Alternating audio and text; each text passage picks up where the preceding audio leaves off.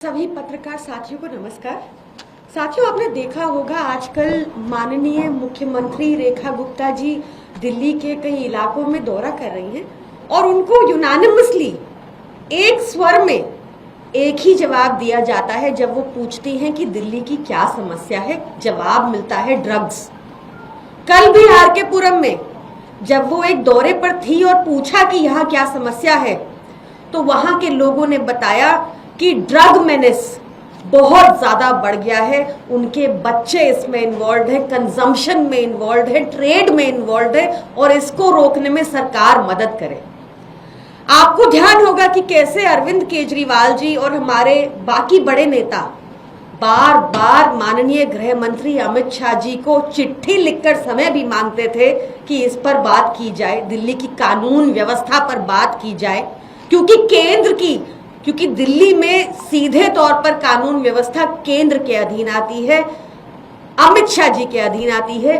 पर कभी भी उन्होंने मिलने का समय तो छोड़िए, दिल्ली की जनता के लिए, इस प्रॉब्लम के लिए कुछ नहीं किया, जिस वजह से आज दिल्ली में आपको हर तरह का नशा मिल जाएगा, हर तरह की ड्रग अवेलेबल है, डार्क वेब भी अवेलेबल है, इंटरनेशनली भी अगर आपको कोई ड्रग चाहिए वो भी अवेलेबल है। और अमित शाह जी ने, केंद्र सरकार ने इस बड़ी प्रॉब्लम को, जो हमारे युवाओं को, बच्चों को खोखला करती है, उस पे एक भी कदम नहीं उठाया।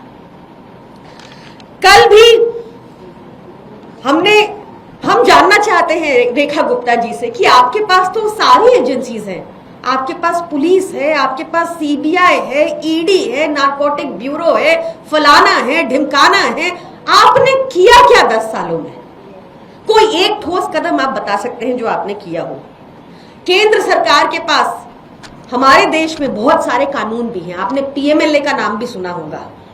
पीएमएलए का मुख्य ऑब्जेक्टिव होता है कि कोई भी अगर ड्रग्स के बिजनेस में इन्वॉल्व है, उस ड्रग्स से वो काला धन बनाकर, मनी लॉन्डर कर उसको सफेद कर देता है, तो ऐसे लोगों के ऊपर पीएमएलए के तहत भी कार्रवाई होगी, इन ड्रग लॉर्ड्स के ऊपर। मैं केंद्र सरकार से पूछना चाहती हूं कि पीएमएलए कानून आपने विरोधियों के ऊपर तो लगाया, वो हम सबने देखा, क्या आप एक भी ड्रग लॉर्ड का नाम बता सकते हैं जिसमें आपने पीएमएलए का कानून यूज किया हो? वो नहीं बता पाएंगे। क्या इसलिए क्योंकि भाजपा के बड़े बड़े नेता भी इसमें इन्वॉल्व हैं, इस ड्रग ट्रेड में, इसलिए कोई एक्शन नहीं हो रहा? पंजाब को भी पिछली सरकारों ने बिल्कुल उड़ता पंजाब बना दिया था, ये बात किसी से छुपी नहीं है। 2007 से 14 तक जब बीजेपी अकाली की सरकार थी, तब ड्रग ट्रेड खूब फ्लरिश किया, और उसके बाद जब 2021 तक कांग्रेस की सरकार थी, तो भी ड्रग ट्रेड को बहुत बढ़ावा मिला।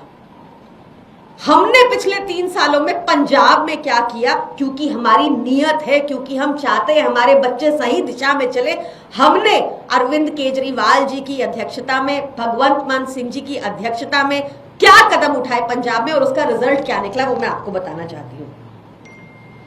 पिछले 3 सालों में ही 6500 से ज्यादा बड़े स्मगलर्स को, ड्रग के बड़े स्मगलर्स को पंजाब में पकड़ा जा चुका है।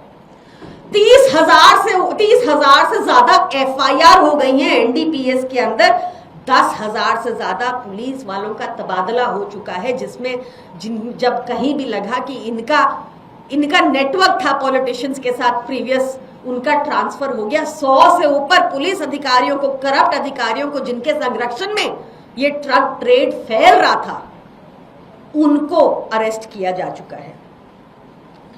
आपने दिल्ली में क्या किया, मैं ये जानना चाहती हूँ। 45,000 ट्रैफिकर्स अरेस्टेड, 45,000 टोटल नंबर है ट्रैफिकर्स का जो अरेस्ट हो गए 2022 से। हम ये सब क्यों कर पाए? क्योंकि हमारी नीयत है कि हम देश को सही दिशा में लेकर जाएंगे, कि हमारी नीयत है कि हमारे बच्चे सही एजुकेशन की तरफ बढ़े, हेल्थ पर फोकस करें, इन महत्वपूर्ण मुद्दों पर जिनसे प्रोडक्टिविटी बढ़ती है उस पर फोकस करें।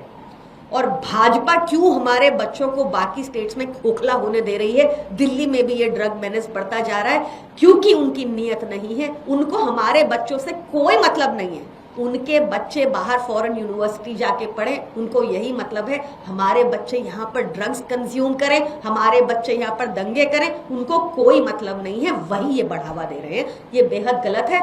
मैं चाहूंगी कि माननीय मुख्यमंत्री रेखा गुप्ता जी, अब तो आप यहाँ की सीएम हैं, गृह मंत्रालय में अमित शाह जी हैं, आप उनसे मिलिए। अगर भाजपा के लोगों का संरक्षण नहीं है इन ड्रग ट्रैफिकर्स को, इन ड्रग लॉर्ड्स को, तो उनको अरेस्ट करवाइए, एक प्रेसिडेंट सेट कीजिए ताकि ये बढ़ता ही ना जाए ट्रेड, ताकि ये फ्लरिश ना होता रहे जैसा हो रहा है, जैसा आपको हर जगह दिल्ली में सुनने को मिल रहा है। धन्यवाद।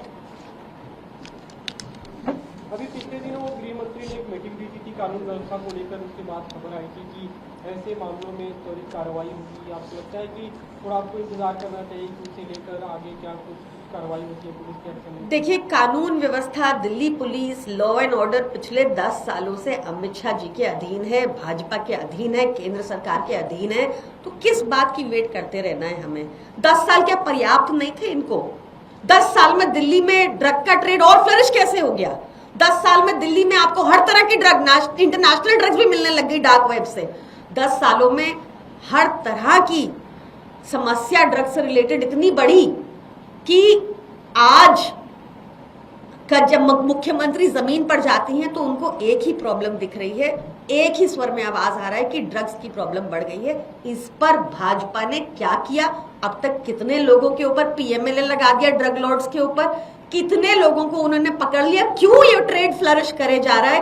क्या वजह है? इसका जवाब दें।